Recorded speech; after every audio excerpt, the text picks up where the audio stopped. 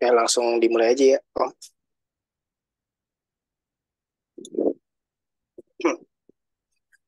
Baik, Bismillahirrahmanirrahim. Assalamualaikum warahmatullahi wabarakatuh.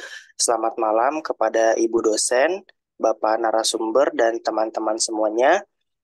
Pertama-tama yang saya hormati kepada Bu Ratna Anggraini selaku dosen pengampu mata kuliah pengantar akuntansi 2, dan juga pada kesempatan kali ini kami dari kelompok 1 akan melakukan sesi wawancara untuk memenuhi proyek UTS mata kuliah pengantar akuntansi 2 dan telah membersamai Bapak Heri Irawan selaku salah satu franchisee cabang Indomaret. Sebelum itu, izinkan kami untuk memperkenalkan diri kami terlebih dahulu. Nama saya sendiri Abdan Fakih Izudin dengan NIM 1706 622 088. Saya Abdul Sobirin dengan NIM 1706622074.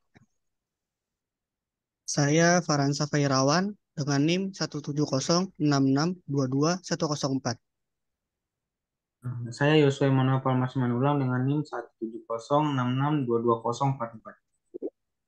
Oke, mungkin untuk selanjutnya dapat dilanjutkan dengan perkenalan diri dari Bapak Heri Irawan dan juga dapat menjelaskan profil singkat terkait dengan usahanya. Kepada Bapak Heri Irawan, saya persilahkan. Ya, terima kasih. Assalamualaikum warahmatullahi wabarakatuh. Waalaikumsalam. Selamat malam. Salam sejahtera untuk kita semua. Semoga malam ini jadi kebahagiaan untuk kita sendiri, kita bersama. Saya dalam kesempatan ini mungkin akan berbagi sharing terkait franchise terkait dengan Indomarko. Ya. Jadi untuk rekan-rekan semua, nama saya Heri Irawan. Ya. Kemudian saya sebenarnya saya seorang PNS juga. Cuma karena ajakan teman, jadi kami jadi partnership dari Indomarko. Indomarko itu suatu perusahaan waralaba yang mungkin rekan-rekan tahu, yang sudah dikenal dengan nama tokonya Indomaret. Jadi untuk rekan-rekan ketahui, Indomaret itu adalah salah satu anak perusahaan dari Indomarko sendiri. Ya. Jadi kalau kantornya sendiri sekarang ada di Pantai Indah Kapuk, yang gedungnya tinggi itu. Ya. Nah, rekan-rekan semua, untuk mempersingkat waktu, mungkin saya akan cerita sedikit terkait profil dari perusahaan saya. Dan saya bernama dengan nama CV ya, CV Ravansa. Ya. Nah, ini berdiri sekitar tahun 2007. Jadi sudah 15 tahun, 15 tahun lebih lah ya. 2007, dan memang selama ini kami bergerak atau franchise dari Indomarko. Jadi awalnya, untuk rekan-rekan ketahui, kami sendiri bergerak memulai partnership ini mulai dengan satu toko. Satu toko dia berkembang, akhirnya sampai sekarang alhamdulillah sudah jadi 5 toko. Ya. Jadi itu gambaran singkatnya, dan terkait perkembangannya memang fluktuatif ya, nggak bisa kita bilang adem ayam aja istilahnya. Jadi pasti ada naik turun terkait hutang atau kewajiban, kemudian terkait laba atau rugi, itu memang fluktuatif ya, tergantung dari karena memang untuk di Indomarko sendiri atau Indomaret memang sekarang kan pesaingnya banyak ya, cuma kayak Alfamart, Alfamidi, dan segala macam itu udah, apalagi dengan retail. Bedanya memang untuk kami sendiri yang franchise atau partnership dari Indomarko, kami taat pajak. Jadi setiap periode kami selalu melaporkan terkait pajak. Beda dengan, mohon maaf, kalau misalkan rekan-rekan belanja di di pinggir jalan atau di toko-toko kelontong biasa, mungkin bedanya di situ. Jadi kami setiap tahun kami selalu melaporkan terkait jurnal penjualan, neraca neraca kas kami, kemudian termasuk juga laba rugi dari toko kami juga. Itu terkait masalah kewajiban kami terkait utang pajak ya. Jadi itu gambaran singkat terkait teman-teman, untuk teman ketahui ya. Mungkin itu aja. Monggo dilanjut. Ini berapa orang sih yang gabung? Kurang lebih ada 4 orang, Pak. 4 orang ya. Oke, mungkin kita nyantai aja sambil ngobrol aja. Nanti kita sharing kalau. Monggo. Oke, Pak. Mungkin untuk pertanyaan yang pertama langsung aja kali ya, Pak. Hmm. Mungkin Bapak bisa jelasin sedikit nih, bagaimana proses pengakuan dari kewajiban atau hutang pada usaha yang Bapak jalani saat ini?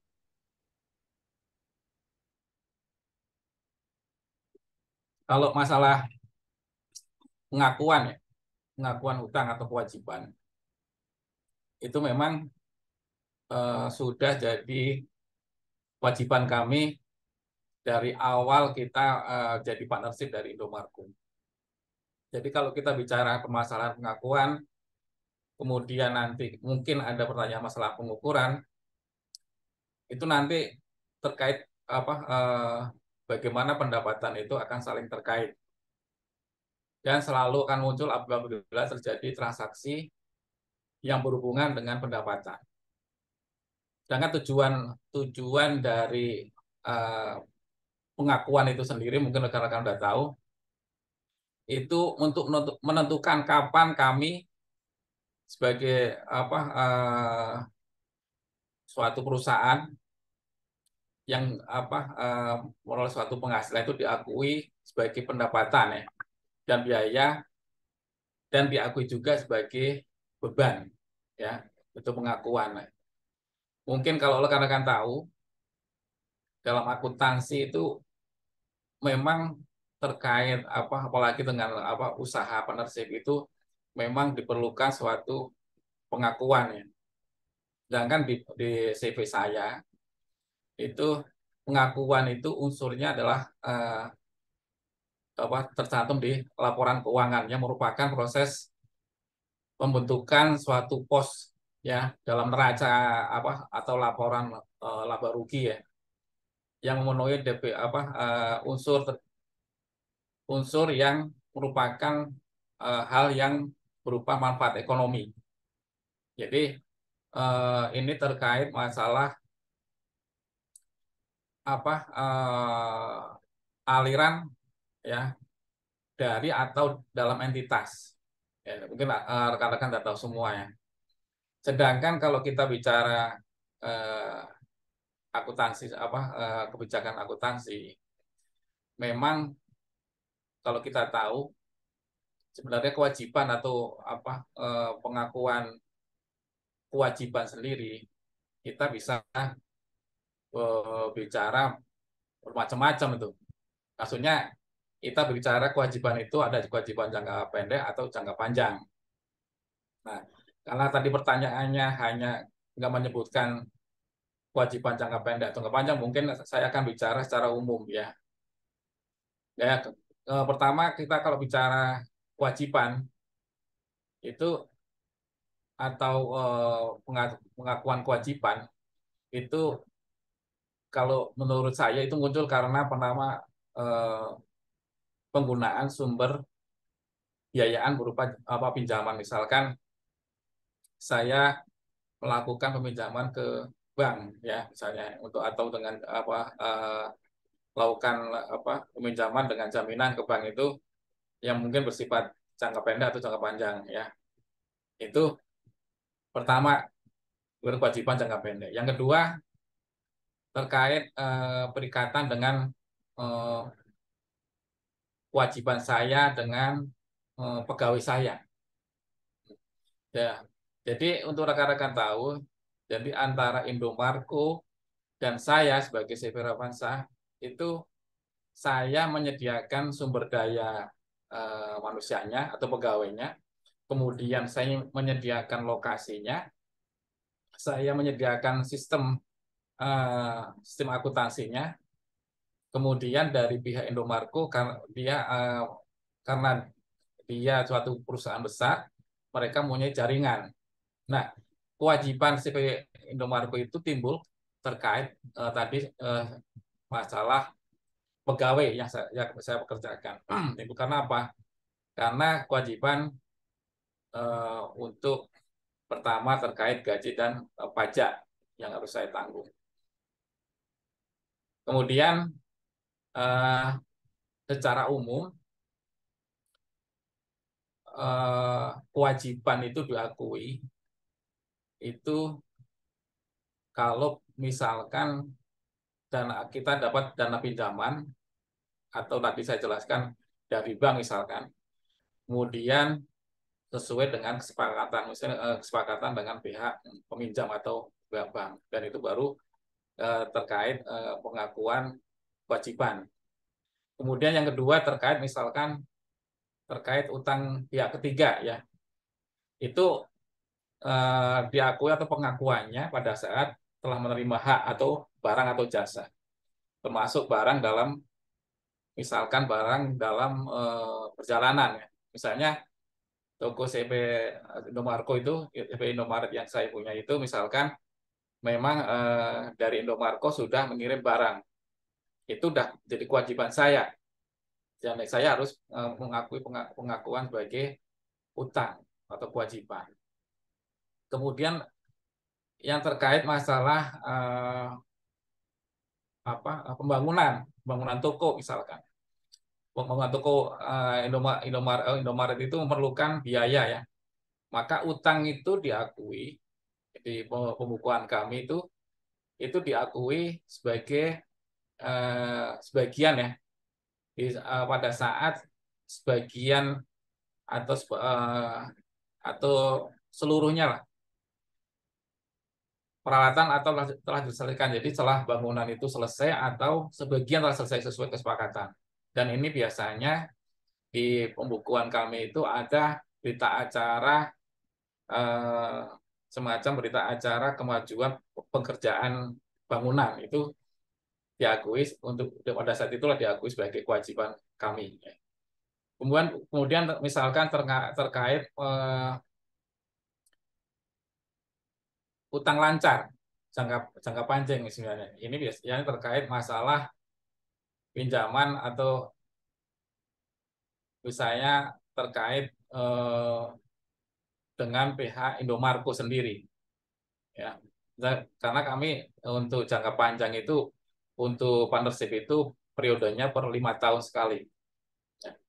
Dan itu kami setelah adanya pinjaman atau kesepakatan terkait perjanjian partnership itu sudah diakui sebagai kewajiban kami.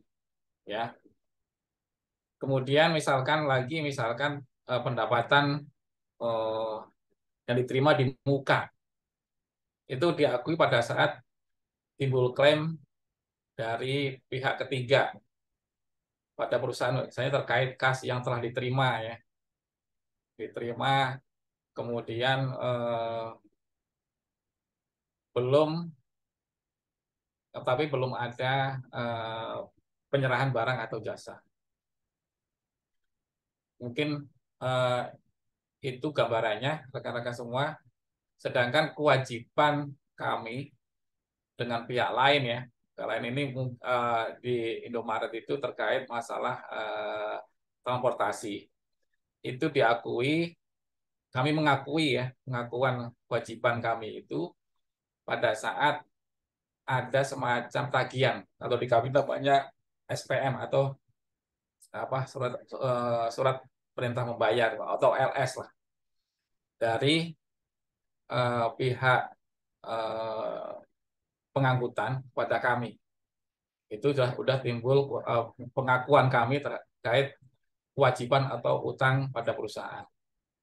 Ya, mungkin itu rekan-rekan semua gambarannya terkait pengakuan kewajiban pada perusahaan saya.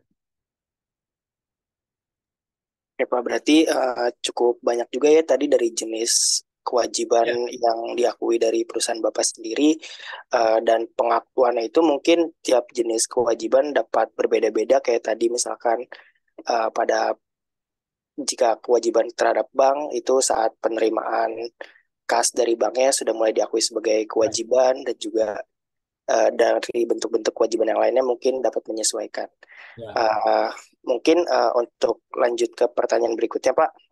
Hmm. Kalau boleh tahu untuk jenis kewajiban Bapak sendiri, kewajiban dari perusahaan Bapak itu sendiri kan tadi udah cukup banyak nih disebutin. Mungkin bisa di ini lagi Pak, disebutin lagi jenis-jenis dari kewajibannya itu ada apa saja, misalkan kayak kewajiban jangka panjangnya mungkin kewajiban kepada bank atau seperti apa, terus rincian dari kewajiban lancarnya seperti apa, dan untuk pengukuran dari kewajiban itu sendiri dinilai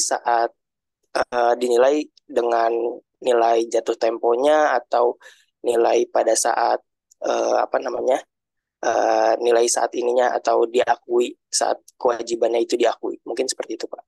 Ya. Jadi kalau di tempat saya itu ada kewajiban lancar atau jangka pendek ya. Ada kewajiban jangka panjang.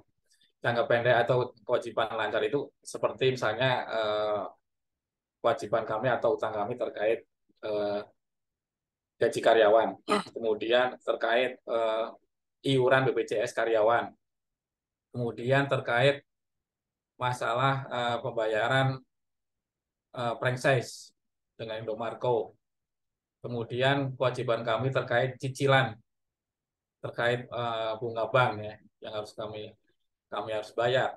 Itu kewajiban. Sedangkan untuk kewajiban kami terkait selain tadi saya tambahkan lagi termasuk juga dengan pajak ya, pajak PPN dan PPH. Jadi PPN itu terkait barang yang dijual di toko kami, dan PPH terkait penghasilan eh, karyawan dan kami sendiri atas nama perusahaan itu Mas. Itu gambarannya. Jadi sebenarnya untuk jangka jangka panjang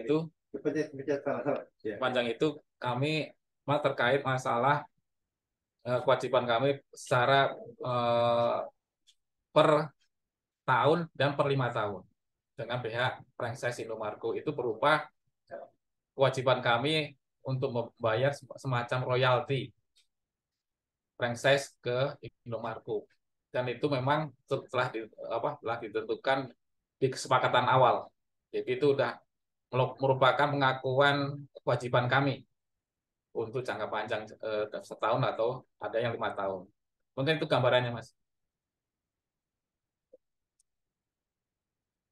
Mungkin tadi untuk yang pengukurannya sendiri belum terjawab Pak. Untuk pengukuran itu apakah kalau dari yang saya ketahui ini ada kayak namanya itu pengukuran dari kewajiban ini sesuai dengan harga kesepakatan. Mungkin misalkan dengan apa namanya, kewajiban kepada bank itu nanti diukur itu sesuai dengan harga saat kesepakatan yang bukan harga saat jatuh temponya. Mungkin bisa dijelaskan kayak Ya. itunya Pak. Kalau kita bicara tadi awalnya pengakuan ya, sekarang pengukuran ya. Kalau kita bicara pengukuran itu kan berapa jumlah kas yang harus dicatat ya dalam pos yang sudah di neraca ya. Kemudian juga masalah penetapan jumlah uang yang digunakan untuk mengukur aset atau kewajiban. Kemudian masalah penghasilan juga yang biasanya kami catat di laporan keuangan. Nah, sedangkan untuk proses penetapan jumlah yang tadi itu unsur-unsurnya memang sesuai kesepakatan bersama, misalkan tadi dengan pihak bank ya. Itu pertama misalkan per bulan jangka waktunya misalnya tanggal eh, tanggal 1 sampai tanggal 10 bulan berikutnya, periode kemudian dengan kesepakatan bunga misalkan 1% misalkan. Di kami itu. Jadi itu kesepakatan awal kami dengan pihak perbankan. Gitu. Dengan untuk pengukuran sendiri itu memang kami catat ya, nilainya itu dicantumkan di laporan neraca untuk sebagai bagian utang lancar jangka panjang ya. Jadi sebesar jumlah yang akan jatuh tempo dalam waktu misalkan 12 bulan. Misalnya. Itu memang tergantung. Ada yang sampai periode sampai 10 tahun. Jadi dari 12 bulan sampai 10 tahun. Kemudian dalam kasus kewajiban jangka pendek yang terjadi itu memang terkait payable on demand ya, atau ada nilai yang dicantumkan dalam neraca itu biasanya sebesar saldo utang jangka panjang ya.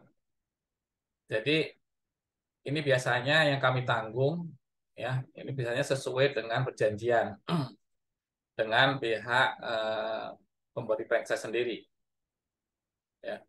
Mungkin itu gambarannya Mas untuk pengukurannya ya.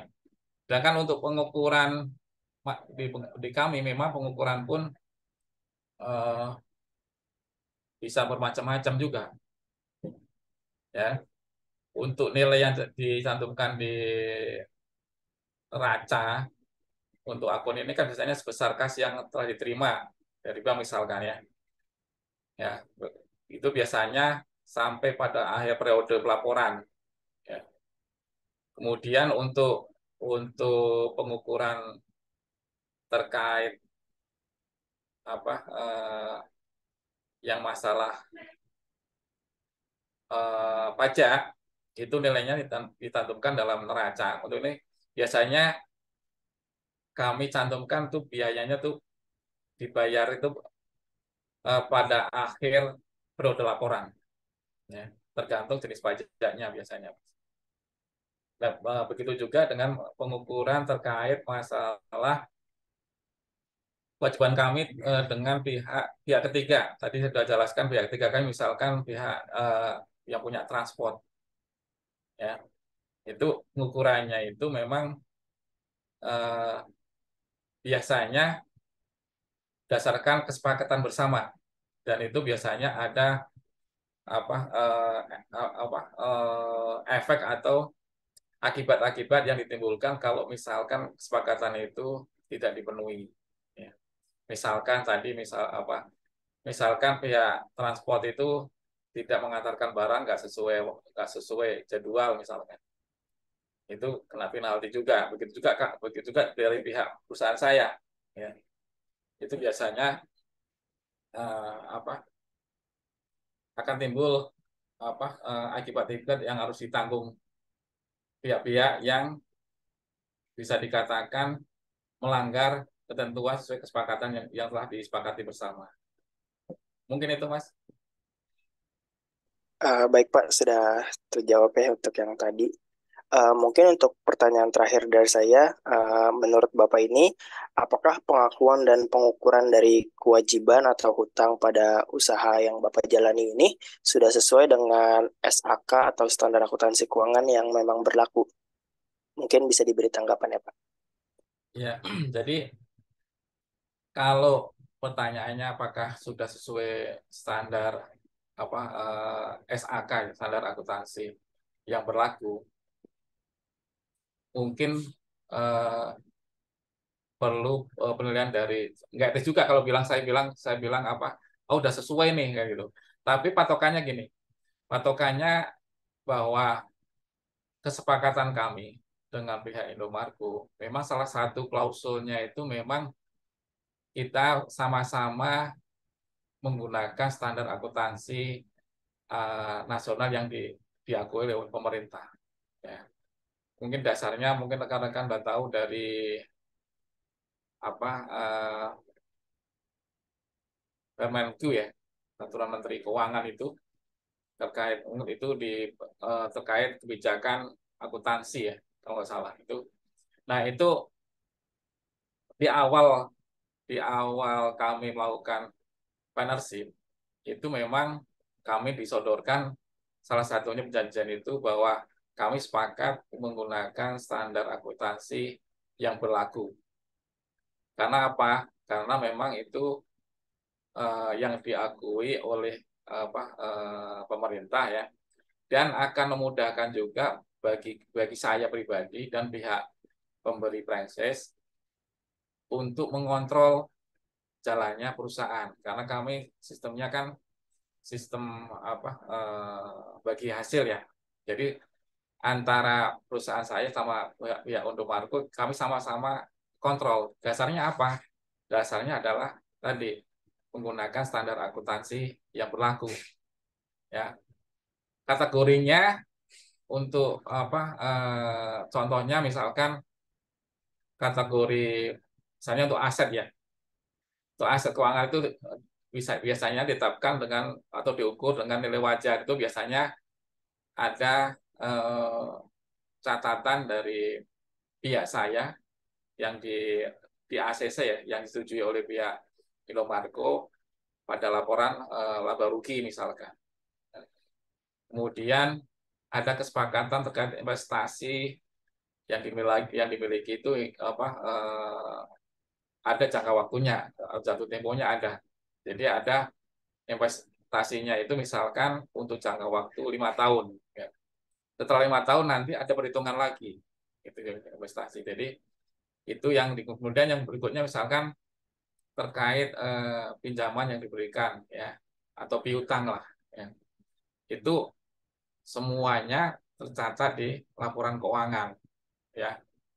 Atau misalnya ada aset-aset yang idle tidak digunakan.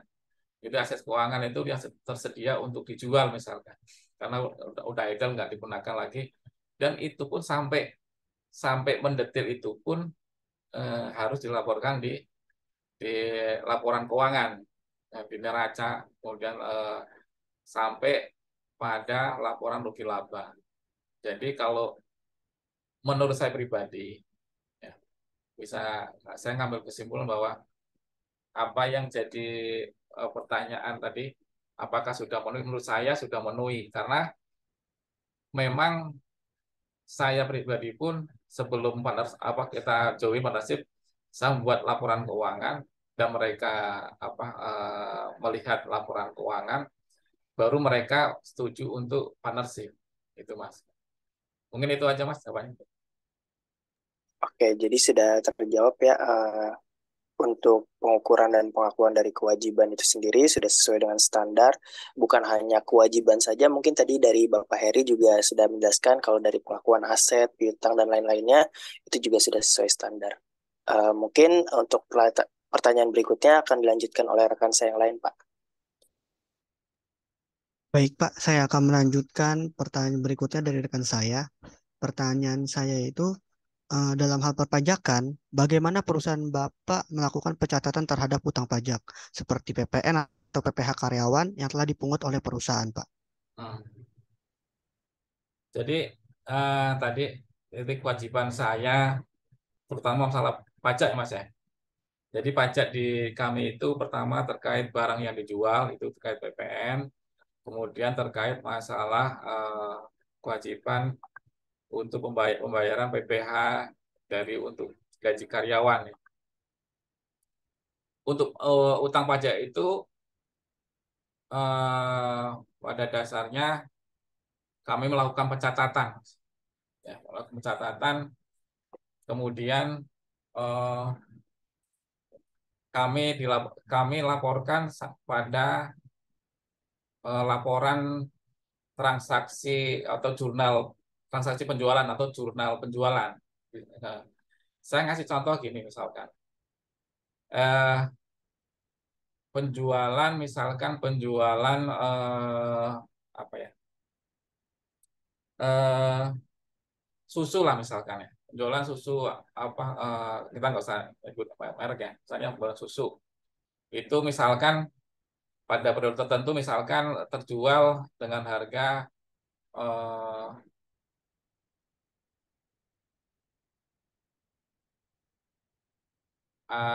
misalkan harga 1.100.000 lah.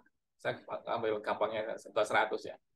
Tapi 1.100.000 itu ada komponen penjualan itu atau harga barang itu, ada komponen eh, utang utang pajak. Ya. Itu kami catat di eh, laporan transaksi penjualan atau di jurnal penjualan. Nah, di laporan penjualan sendiri, sebagai gambaran ya rekan-rekan semua, jadi kami catat misalkan kas, kas akan saya catat di di debit misalkan itu misalkan tadi penjualan 1.100.000 misalkan, itu kas kami catat 1.100.000. Kemudian untuk kolom kreditnya kami juga misalnya penjualan di kredit penjualannya 1 juta. Kemudian untuk berikutnya terkait utang pajak kami tulis di jurnal penjualan atau transaksi penjualan itu, berikutnya adalah utang pajak penjualan yang dalam kurung keterangannya misalnya PPN misalkan itu misalnya 100.000. Jadi antara kas itu sama dengan penjualan plus sama dengan penjualan tadi ditambah dengan utang pajak. Tadi kas kan misalnya dicatat di debit itu misalnya 1.100.000, di kredit itu penjualan 1 juta, kemudian di kredit juga ada kami mengakui utang pajak penjualan atau PPN itu 100.000 itu contohnya ya. Kemudian untuk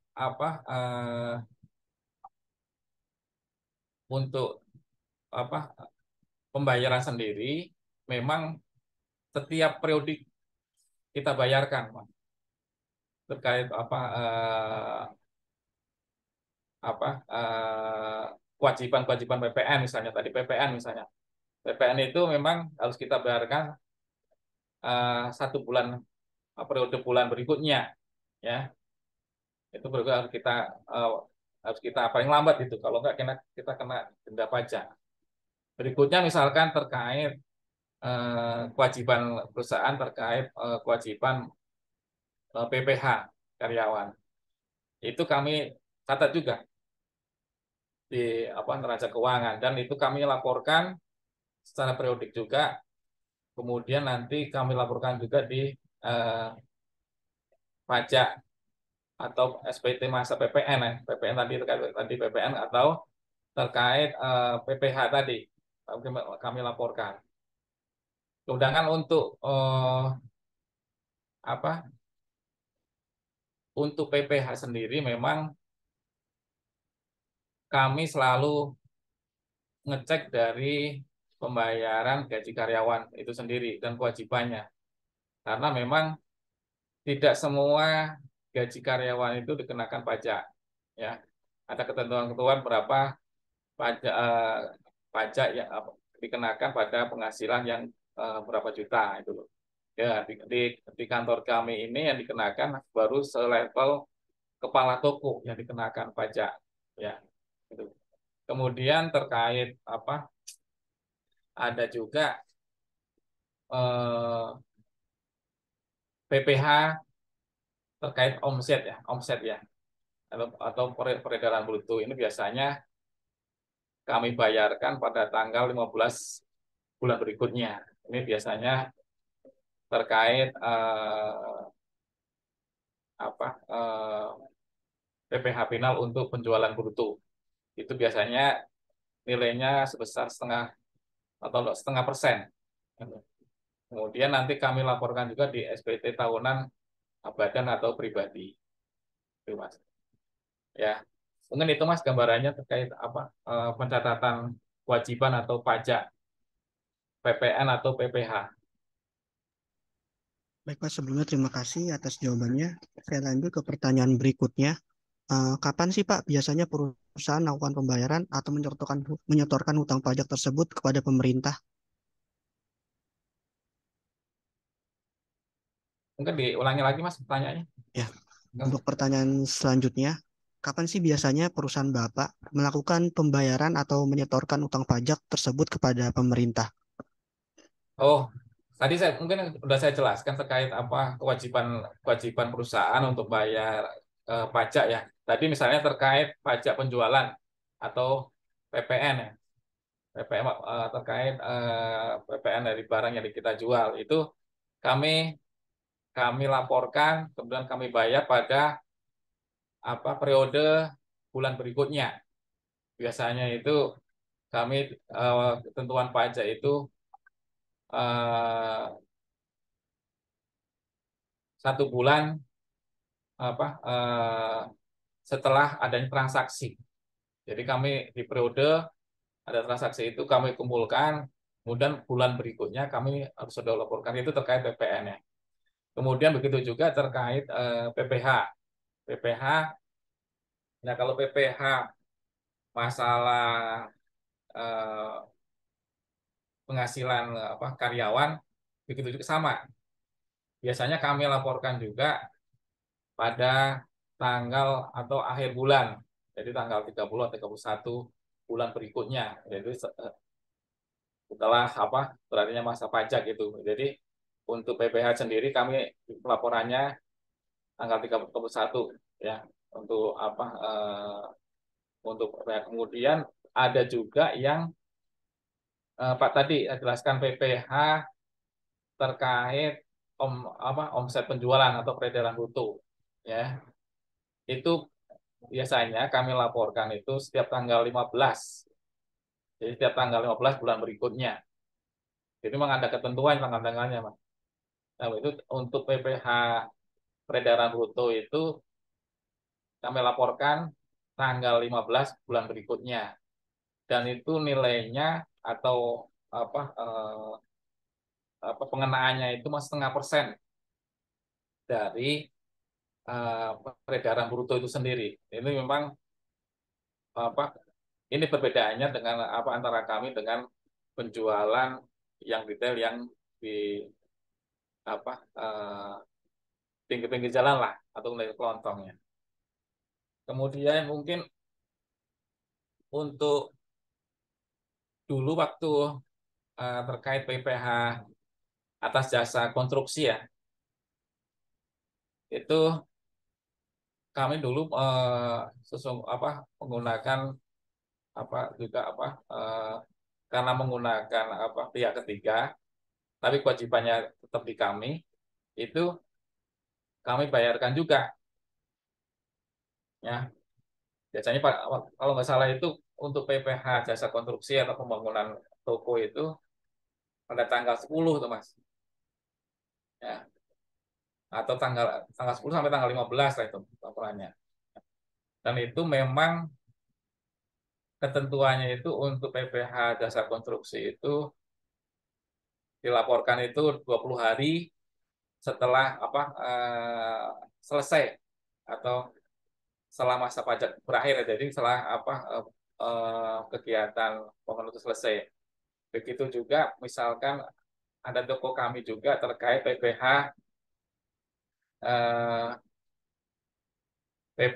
untuk masalah sewa. Jadi ada yang toko kami juga karena lahannya atau tokonya itu kami sewa. Itu kami laporkan juga. Laporkan per tanggal 10 sampai tanggal 15. Ya. Dan itu biasanya kami laporkan juga, kami lengkapi juga dengan neraca neraca neraca keuangan. Mungkin itu gambarannya, Mas. Baik Pak, terima kasih atas jawabannya. Langsung saja ke pertanyaan selanjutnya. Mohon maaf jika pertanyaan selanjutnya ini mungkin kurang berkenan buat Bapak. Apakah boleh nantinya kami diperlihatkan terkait data jumlah kewajiban dan aset perusahaan Bapak untuk kami analisis, Pak? Ini kalau sepanjang keperluannya untuk akademik, saya akan mengizinkan. Ya. untuk atau apa untuk keperluan apa akademisi ya, bukan keperluan apa untuk dipamerkan, bukan. Bukan karena saya takut, bukan. Karena kan toko kami juga punya kompetitor. Namanya kompetitor itu pasti mengukur kemampuan perusahaan lain. Ya. Contohnya misalkan toko saya, mereka begitu toko saya ada, mereka akan melihat ini kemampuan perusahaan ini atau toko ini seberapa sih, gitu. Jadi, jadi saya mohon, kalaupun nanti saya izinkan, hanya sekedar untuk kepentingan akademisi aja, gitu Mas. Ya, baik Pak. Jadi memang datanya itu mengenai kewajiban dan aset perusahaan Bapak, kami minta memang untuk memenuhi penilaian ujian tengah semester kami, Pak. Agar nanti datanya dapat kami analisis dan kami buat laporan ilmiahnya untuk dipresentasikan di depan dosen pengampu kami, Pak. Jadi bagaimana Pak? Apakah kami diperbolehkan untuk diperlihatkan terkait data mengenai aset dan kewajiban perusahaan Bapak? Ya, nanti saya kasih sepanjang untuk keperluan akademisi ya. Baik Pak, terima kasih sebelumnya sudah mau memperlihatkan untuk laporan kewajiban dan aset perusahaan Bapak. Selanjutnya mungkin pertanyaan berikutnya akan ditanyakan oleh rekan saya Pak. Baik, Pak. Saya akan bertanya terkait usaha Bapak. Apa tipe partnership dari usaha yang sedang Bapak jalani? Apakah usaha ini berupa kemitraan jenis franchise? Ya, perusahaan jenis franchise ya. Oke, Pak. Jadi, Baik. sebenarnya kalau kita bicara apa partnership jenis franchise itu sebenarnya sudah umum lah, atau general partnership lah. Ini biasanya kan jenis kemitraan ini kan eh, pembagian secara merata, baik kewajiban atau hak. Jadi di partnership ini atau franchise ini sebenarnya umum umum di Indonesia lah, gitu Mas. Eh, apakah boleh jelaskan, Pak, bagaimana gambaran umumnya terkait franchise ini? Ah Mungkin sedikit gambarannya begitu. ya, jadi tadi saya jelaskan mungkin dari awal ya.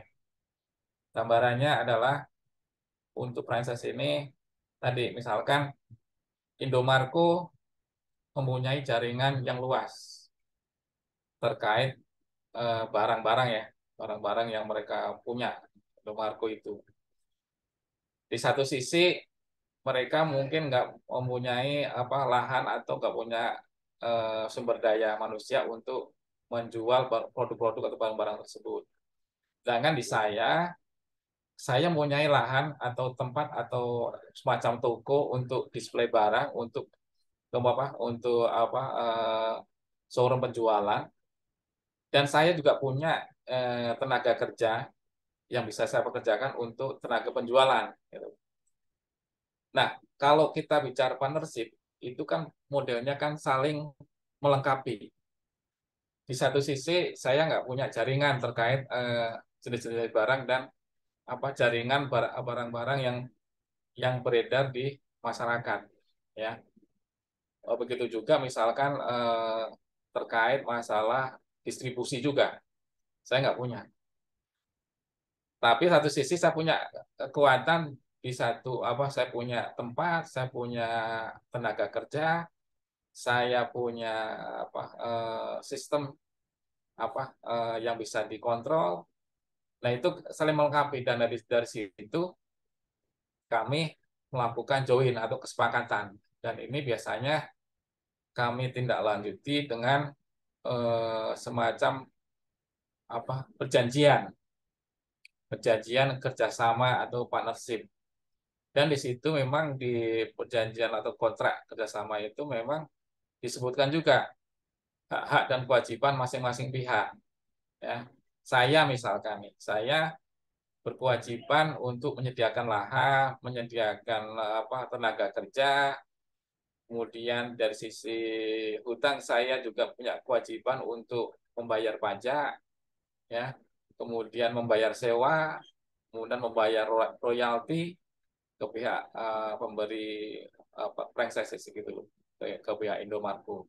Nah, sebaliknya dari pihak Indomarko sendiri punya kewajiban untuk mensuplai barang ke toko saya dan siap menanggung kalau misalnya terjadi sesuatu terkait barang tersebut, misalkan barangnya kadaluarsa. Setelah didatangkan keluar, mereka harus siap menanggung barangnya kita kembalikan. Itu ditantum di.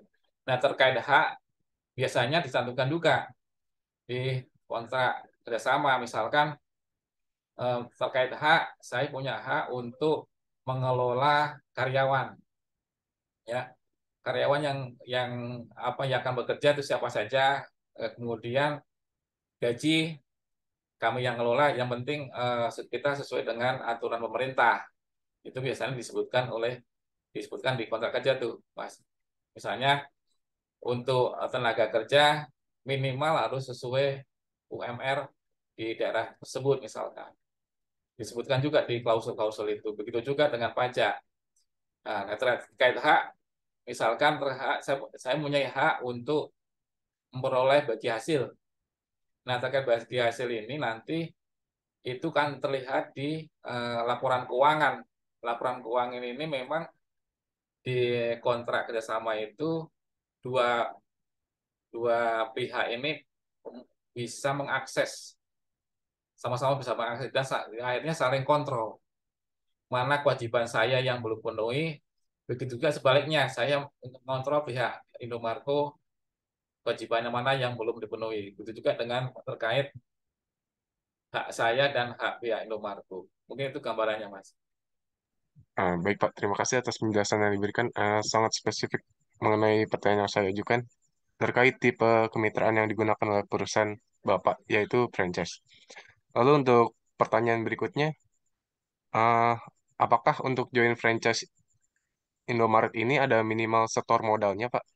Jika ada, berapa besaran eh, waktu Bapak awal bergabung pada usaha ini?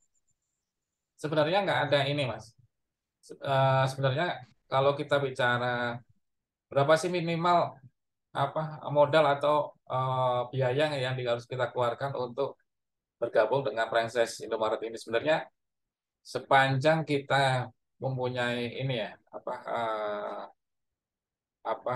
tadi saya juga sampaikan, pertama kita mempunyai lokasi, kemudian kita mempunyai tenaga kerja, kemudian kita mempunyai sistem kontrol atau sistem akuntansi lah, pencatatan yang sesuai standar. Itu kita tawarkan tuh, Mas. Kita tawarkan ke pihak Indomarko.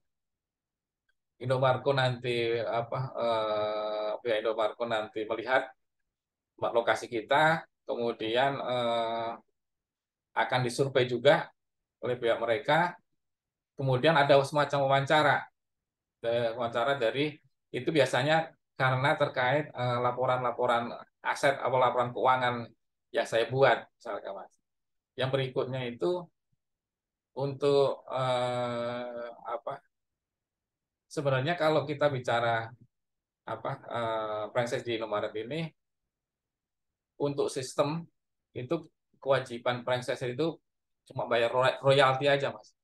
Royaltinya di kita dikenakan itu sebenarnya untuk periode 5 tahun itu sebesar, kalau nggak salah, kalau belum berubah itu sekitar 39 juta untuk 5 tahun ya. Tapi dengan catatan tuh, Mas, kita sudah punya lokasi, punya tenaga kerja, kita punya sistem yang bisa mereka kontrol gitu. Dan itu kita tawarkan ke mereka. Setelah mereka setuju, mereka ACC, kemudian mereka pun presentasi juga keunggulan mereka. Mereka punya jaringan untuk daerah tertentu, mereka punya gudang, untuk mereka punya variasi barang-barang. Begitu kita sama-sama setuju, baru dari pihak saya itu banyak membayar semacam royalti. Royalti itu kan apa? Karena pihak Indomarko sudah apa eh, apa mengeluarkan biaya terkait semacam eh, pemasaran ya, atau iklan-iklan lah. Kan kalau kita bicara Indomaret kan udah ini bahannya kewajiban kami itu kayak royalti aja Mas.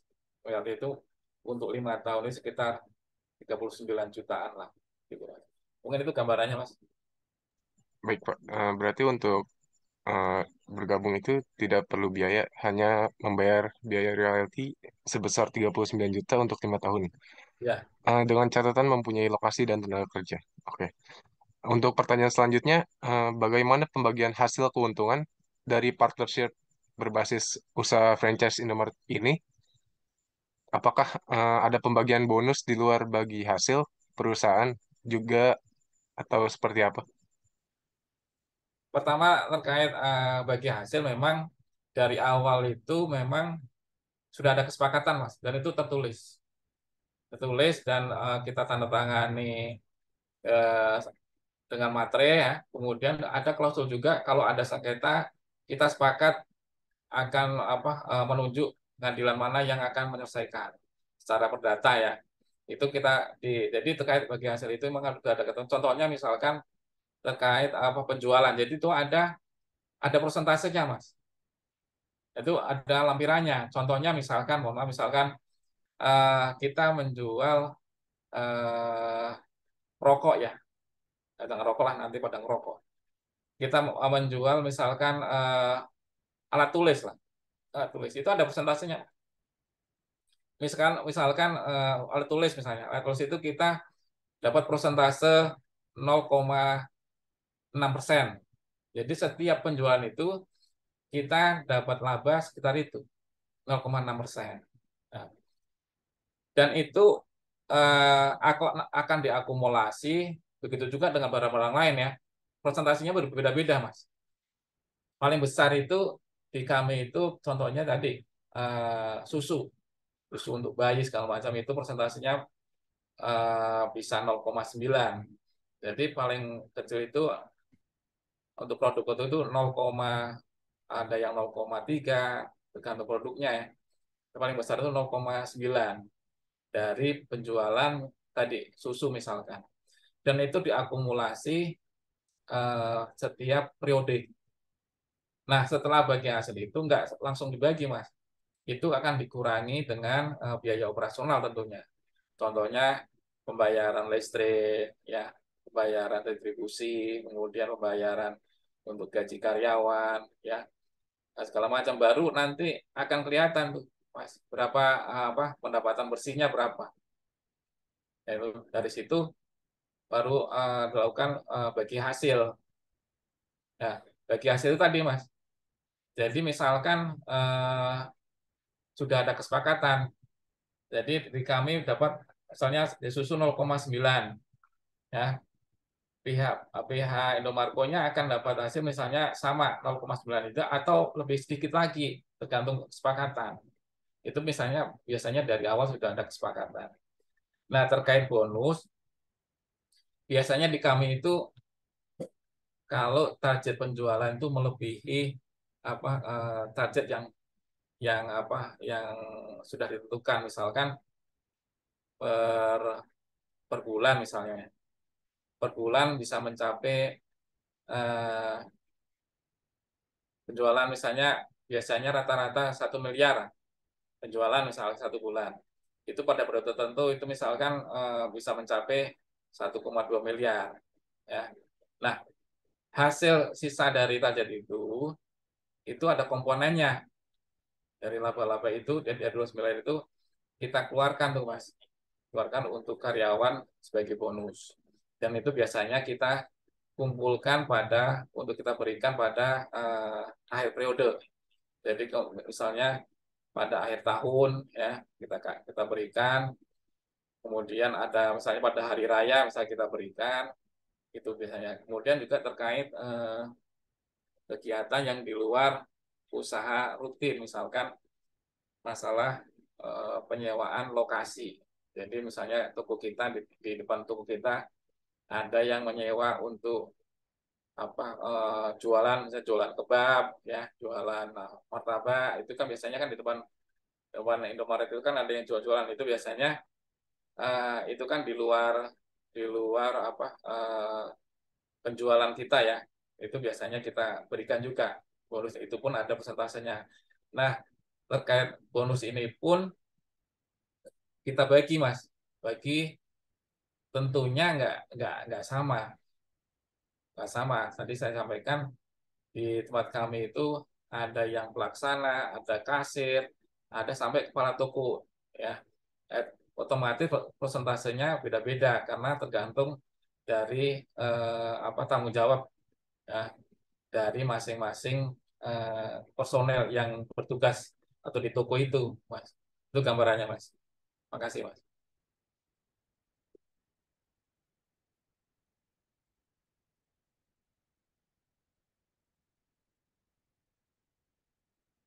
Nggak ada suaranya. Oke, terima kasih Pak atas penjelasan terkait bagi hasil dan usaha ini. Juga pembagian bonusnya itu jika targetnya melebihi target yang ditentukan, dan bonus itu tadi dibagi-bagi kepada masing-masing pegawai kayak begitu ya Pak. Hmm. Oke. Lalu pertanyaan terakhir, bagaimana seandainya jika terjadi kerugian pada franchise yang Bapak sedang jalankan ini? Apakah menjadi tanggung jawab bersama atau bagaimana Pak? Kalau terkait masalah kerugian, ya, misalnya ada kita mengalami kerugian atau mengalami apa defisit, ya, itu memang dari awal sudah ada klausul janjiannya. Di perjanjian itu kita, karena kan kalau kita bicara partnership itu kita sama-sama berbagi apa hak dan kewajiban, ya. Terkait kalau misalkan terjadi misalnya apa defisit atau misalnya kerugian, contohnya misalkan kerugiannya itu terkait barang hilang, ya. Barang hilang itu karena posisi barangnya sudah di toko kami, ya, toko toko saya, otomatis barang hilang itu jadi jadi kewajiban saya untuk mengganti bagi yang punya toko. Beda lagi kalau barang itu belum masuk toko saya, atau kalau masih di perjalanan atau hilang. Karena kan begitu barang turun dari box, ya, truk box itu biasanya kami lakukan catatan. Kalau misalnya itu hilang, itu jadi kewajiban untuk mengganti itu pihak Indomarko sendiri. Itu contohnya. Berikutnya misalnya terkait kerugian yang berhubungan dengan misalnya karena adanya kompetitor, ya. Ada kompetitor, jadi toko kita tersaingi, misalnya akhirnya penjualan kita turun misalkan karena banyak saingan, ya. Itu biasanya pertama kalau kami lakukan evaluasi itu, Mas. Kita diskusi dengan pihak Indomaret sendiri, kenapa jadi gini? Apakah barangnya bisa bisa lebih murah lagi dengan pesaing kita? Kenapa barang kita lebih mahal dari pesaing kita? Apa yang gitu? Nah, kalaupun pihak Indomaret memang menyampaikan bahwa itu harga sudah harga termurah. Nah, kalau sudah kayak gitu, kalaupun kita jual pasti kita masih kalah dengan saingan kita. Akhirnya yang terjadi adalah penurunan penjualan yang mengakibatkan apa barang-barang itu atau kerugian buat toko, ya. Karena apa? Karena kan untuk operasional itu harus ditutup. Jadi saya ngasih contoh misalkan untuk penjualan bulan inilah, bulan Maret misalkan. Bulan Maret itu penjualannya nggak sampai 1 miliar. Dari 1 miliar itu kita punya punya bagi hasil misalkan sekitar 10 juta. Ya, 10 juta itu kita nggak cukup. Nggak cukup apa? Untuk bayar listrik, bayar air, keamanan, bayar karyawan, itu nggak cukup. Akhirnya apa? Itu akan menggerogoti dari cash flow, dari modal kita. Nah, dari itu semua memang sudah jadi kesepakatan awal tuh, Mas. Jadi kalau terjadi masalah penjualan itu dan kedua belah pihak merasa memang harus diakhiri atau toko itu harus tutup daripada merugi, itu kedua belah pihak bisa mengajukan pemutusan kerjasama, dipunyai Jadi sama-sama punya punya hak. Itu. Jadi saya bisa mengajukan juga untuk segera ditutup untuk atau pemutusan kerjasama untuk saya. Karena apa? Dipandang karena ternyata malah merugi, gitu loh. Jadi itu sudah tertanam dari kesepakatan awal. Ya, Nah, Mas? baik Pak. Oke. Eh, Berarti terkait kerugian atau kehilangan tadi, jika barangnya belum sampai ke toko Bapak atau masih dalam perjalanan, lalu hilang, itu menjadi tanggung jawab pihak Indomaretnya ya? Iya, Oke. iya. Terima kasih Pak. Itu saja pertanyaan dari saya. Selanjutnya akan ditanyakan oleh partner saya berikutnya. Ya, terima kasih Ajis untuk waktunya. Ya, selamat malam Pak. Di sini saya ingin bertanya, apakah bisa jika suatu waktu ada mitra baru atau partner baru yang ingin ikut bergabung dalam partnership perusahaan ini? Jika bisa, bagaimana pengakuan aset perusahaan bagi partner lama dan baru? Ya, sepanjang itu partner baru itu bisa bisa membantu kita, itu ya kita persilahkan. Tapi sepanjang itu kesepakatan antara partner saya dengan partner lama. Jadi saya Indomarko mau gabung lagi PT lain ya. Itu harus kesepakatan saya sama Indomarko, setuju nggak ada investor baru. Gitu. Nah, terkait pengakuannya memang itu sesuai dengan ketentuan awal tuh, Mas. Ketentuan awalnya berapa jumlah aset-aset yang kita miliki bersama atau kesepakatan awal itu sesuai dengan laporan-laporan keuangan, dan itu kita sampaikan juga dengan investor baru gitu. Begitu juga terkait hak dan kewajiban atau bagi hasilnya. Jadi terkait partner baru itu kami persilakan sepanjang memang dari pihak saya sama pihak franchises atau Indomarko itu sama-sama setuju. Itu gambarannya, Mas. Oh ya, oke Pak. Jadi itu kembali lagi ke kesepakatannya aja Pak ya. Jadi Ya. selama masih dalam ranah yang benar dan masih bisa mendukung lah istilahnya begitu, jadi bisa dilanjutkan seperti itu Pak ya. Ya, pertanyaan selanjutnya Pak, menurut Bapak, apakah pengakuan dan penerapan partnership ini pada perusahaan Bapak telah sesuai dengan aturan dan standar yang berlaku? Kalau menurut saya sudah ada sesuai, Mas. Karena apa? Kami dari awal itu sudah melakukan laporan-laporan keuangan sesuai siklus akuntansi yang ditetapkan ya. Misalkan dari tahap pencatatan, catatan itu dari pembuatan dan untuk oleh bukti transaksi ya. Kemudian dari tahap pengisaran ya, itu pembuatan neraca-neraca sampai penyusunan laba rugi. Kemudian terakhir tahap penyusunan laporan keuangan. Itu memang kami laporkan juga laporan keuangan ya.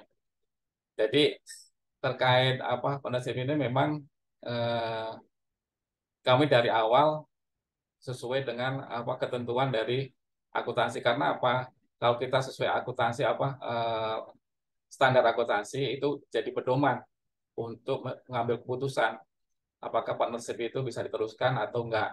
Karena seperti kita tahu ya, laporan keuangan atau akuntansi itu kan salah satu tool ya, satu alat informasi untuk kita mengambil suatu keputusan. Apakah bisa kita ambil manfaatnya atau enggak. Mungkin itu gambarannya, Mas. Oke Pak, terima kasih sudah sangat mencukupi jawabannya. Mungkin segitu saja dari saya. Saya bisa kembalikan ke Abdan, waktu dan tempat dipersilakan.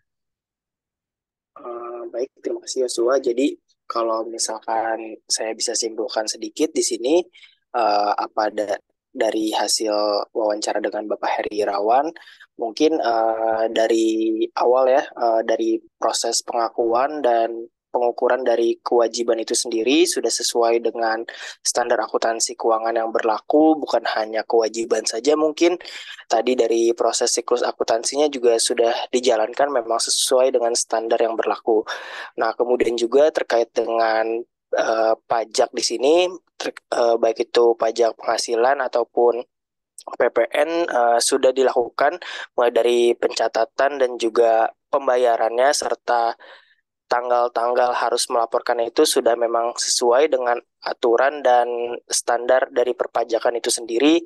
Dan terkait untuk partnership di sini juga sudah dijalankan sesuai dengan kontrak awal antara Indomarko dengan CV dari Bapak Heri Irawan itu sendiri, dan juga prosedurnya serta pelaksanaannya itu memang sudah sesuai dengan aturan hukum dan ketentuan yang memang berlaku di Indonesia. Mungkin seperti itu yang dapat saya simpulkan. Baik, berhubung sudah berakhirnya sesi wawancara kali ini, saya ucapkan terima kasih yang sebesar-besarnya kepada Bapak Heri Irawan yang telah membersamai dan membantu kami dalam memenuhi proyek UTS pada kali ini. Terima kasih juga kepada Ibu Ratna Anggraini selaku dosen pengampu mata kuliah ini. Kami pamit undur diri. Mohon maaf atas segala kekurangannya. Wassalamualaikum warahmatullahi wabarakatuh. Selamat malam. Waalaikumsalam warahmatullahi wabarakatuh. Makasih ya Mas. Salib ya. Ya, makasih Pak. Terima kasih, Pak. Terima kasih, Pak.